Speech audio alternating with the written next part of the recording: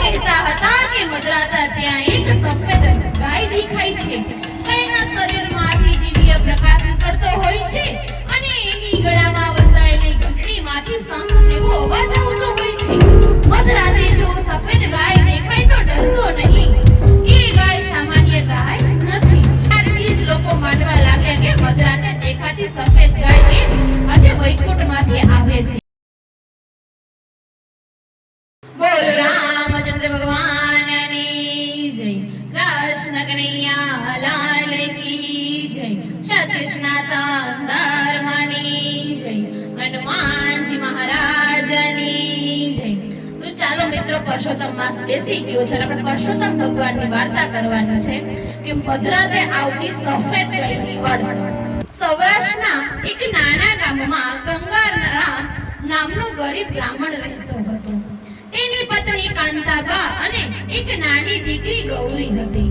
ગૌરી એટલે કે ત્યારે ઘરમાં બે સમયનું ભોજન પણ ન મળતું હતું, પરંતુ આખો પરિવાર પરસોત્તમ માસ આવે એટલે ભક્તિમાં લીન થઈ જાય.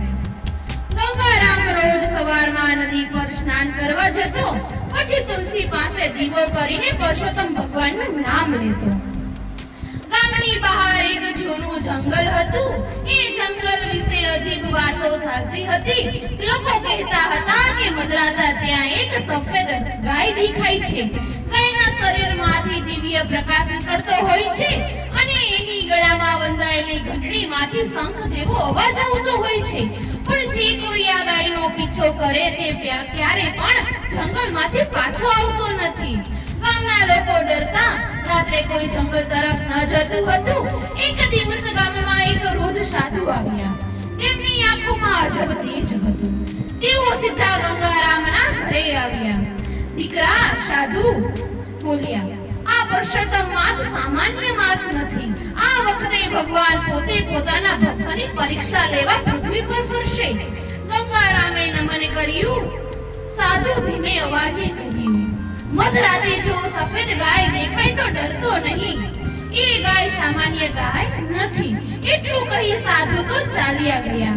તે દિવસે પછી ગંગારામ મનમાં અજીબ ઉત્સુકતા જાગી. પુરુષોત્તમ માસની એકાદશી રાત્રે ગંગારામે અચાનક ઘંટડીનો અવાજ સાંભળ્યો. Ton ton ton. બહાર નીકળીને જોયું તો દૂર જંગલ તરફ સફેદ પ્રકાશ ચાલતો હતો દેખાયો. ગંગારામે ધીમે ધીમે આગળ વધ્યો અને પછી તેણે જોયું એક અદ્ભુત સફેદ ગાય. ગાયનું શરીર ચંદ્ર જેવું દેખાતું, ચમકતું હતું અને એની આંખોમાં માનવ જેવી કરુણા હતી. ગળામાં સોનાની ઘંટડી હતી. ગાય ગંગારામ તરફ જોઈને ધીમે ધીમે આગળ ચાલવા લાગી, જાણે એક ક્યાંક તો બોલાવી રહ્યો હોય એમ. ગંગારામ ભગવાનનું નામ લેતો લેતો એની પાછળ ચાલ્યો ગયો. જંગલની અંદર જતા વાતાવરણ બદલાઈ ગયું. હવા સુગંધિત બની ગઈ. વૃક્ષોમાંથી અજાણ્યું સંગીત આવવા લાગ્યું. જમીન તરફ કમળના ફૂલો દેખાવા લાગ્યા. થોડી વાર પછી ગાય એક જૂના પીપળા પાસે આવીને ઊભી રહી ગઈ. એ પીપળાનો એટલો વિશાળ હતો કે જાણે આકાશે અડી રહ્યો હોય. અચાનક ગાયે પીપળા પાસે માથું ઝુકાવ્યું અને પીપળાના થડમાંથી દિવ્ય પ્રકાશ ફાટી નીકળ્યો. ગંગારામ તો ડરી ગયો. ત્યાંથી શંખનાદ સંભળાયો. ઓમ નમો નારાયણ, ઓમ નમો નારાયણ. ધીમે ધીમે પીપળા વચ્ચેથી એક ગુપ્ત દ્વાર થયો દેખાયો. ગંગારામના પગ કંપવા લાગ્યા, પણ સફેદ ગાય અંદર પ્રવેશી ગઈ. ગંગારામ પણ ભગવાનનું નામ લેતો લેતો અંદર ચાલ્યો ગયો. અંદરનું દ્રશ્ય જોઈને તો આશ્ચર્યમાં પડી ગયો. આસપાસના સોનાના થાંભલા હતા, દિવાલો હીરા ચમકતા હતા, આકાશમાં ગંધર્વો ભજન ગાતા હતા અને મધ્યમાં વિશાળ સિંહાસન પર પુરુષોત્તમ ભગવાન બિરાજમાન હતા. ચાર હાથ, પીળા પીતાંબર, મુખ્ય પર દિવ્ય સ્થિત. ગંગારામ તરત જ ચરણમાં પડી ગયો. ભગવાન બોલ્યા, ગંગારામ, તારી ભક્તિથી હું પ્રસન્ન થયો છું. ગંગારામ તો રડવા લાગ્યો. પ્રભુ, તમે મને દર્શન કેમ આપ્યા? ભગવાન સ્મિત કરીને બોલ્યા, જે સફેદ ગાયને તું જોતો હતો એ સામાન્ય ગાય નહોતી.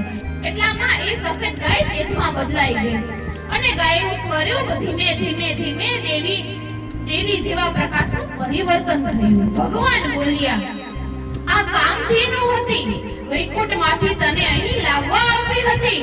ગંગારામ આશ્ચર્ય પડી ગયો. ભગવાન આગળ શું કહ્યું?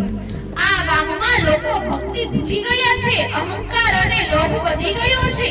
હવે સમય આવ્યો છે કે તેને સત્યમાં બનાવવાનો. એટલામાં અચાનક આખો વૈકુંઠ ધ્રુજવા લાગ્યું. આકાશ કાળા થઈ ગયા. ગંગારામ ડરી ગયો. ભગવાન ગંભીર અવાજમાં બોલ્યા, એક દુષ્ટ શક્તિ આ જંગલમાં પ્રવેશી ગઈ છે. ઘણા વર્ષ પહેલા એ ક્રાંતિકે અહીં કાળો યજ્ઞ કર્યો હતો, એની આત્મા હજુ ભટકે છે. ત્યાં અચાનક ભયાનક હાસ્ય સંભળાયું. હા હા હા. અંધકારમાંથી કાળા છાયા બહાર આવી ગઈ. એની આંખોમાં અગ્નિ જેવી લાલ આંખ હતી. ગંગારામ કાપવા લાગ્યો. છાયા બોલી, આ જંગલ હવે મારું છે. કોઈ ભક્તિ અહીં જીવતી નહીં રાખું. ભગવાને સુદર્શન ચક્ર પ્રગટ કર્યું. આકાશમાં વીજળી ચમકી અને પછી શરૂ થયું દિવ્ય યુદ્ધ.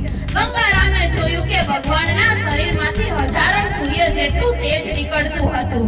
કાળી શક્તિ ચીસો પાડવા લાગી, પણ એ ફરી ફરી પાછી જીવતી થતી. ભગવાન બોલ્યા, ગંગારામ, ફક્ત ભક્તિ જ અંધકાર હરાવી શકે છે. પુરુષોત્તમ નામનો જાપ કર. ગંગારામ આંખ બંધ કરીને જાપ કરવાનું ચાલુ રાખ્યું. શ્રી પુરુષોત્તમ ભગવાન નમઃ, શ્રી પુરુષોત્તમ રાય નમઃ. જેમ જેમ જાપ વધતો ગયો તેમ તેમ પ્રકાશ ઘટતો ગયો. અંતે કાળી શક્તિ ભસ્મ થઈ ગઈ. આકાશ ફરી શાંત થઈ ગયું. ગંગારામ નામના ચહેરા પર આંસુ વહેવા લાગ્યા. ભગવાન બોલ્યા, આજથી આ જંગલ પવિત્ર બનશે અને જે ભક્તોથી અહીં આવશે તે મારા આશીર્વાદ મળશે. એટલામાં વૈકુંઠમાં તો ફૂલો વરસવા લાગ્યા. ગંધર્વો ભજન ગાવા લાગ્યા. ભગવાને ગંગારામે એક દિવ્ય શંખ આપ્યો. જ્યારે ગામ પર આ સંકટ આવે છે ત્યાં શંખ વગાડે છે. પછી ધીમે ધીમે બધું અદ્રશ્ય થવા લાગ્યું.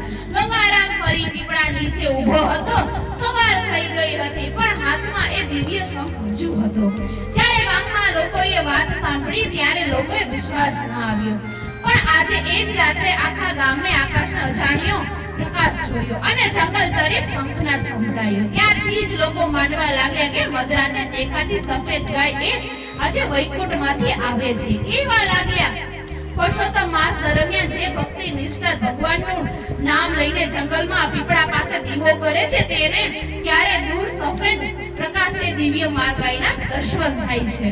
જેમ ગંગારામ ગરીબ હોવા છતાં ભગવાન પર અડગ વિશ્વાસ રાખે છે, તેમ જીવનમાં પરિસ્થિતિ કેટલી પણ ખરાબ હોય, ભક્તિ સત્ય અને સારા માર્ગ ક્યારેય પણ તમારે છોડવા નહીં. બોલો પુરુષોત્તમ ભગવાનની જય. જો અમારો વિડિયો તમને પસંદ આવ્યો હોય તો લાઈક, શેર, સબસ્ક્રાઇબ કરવાનું ના ભૂલતા.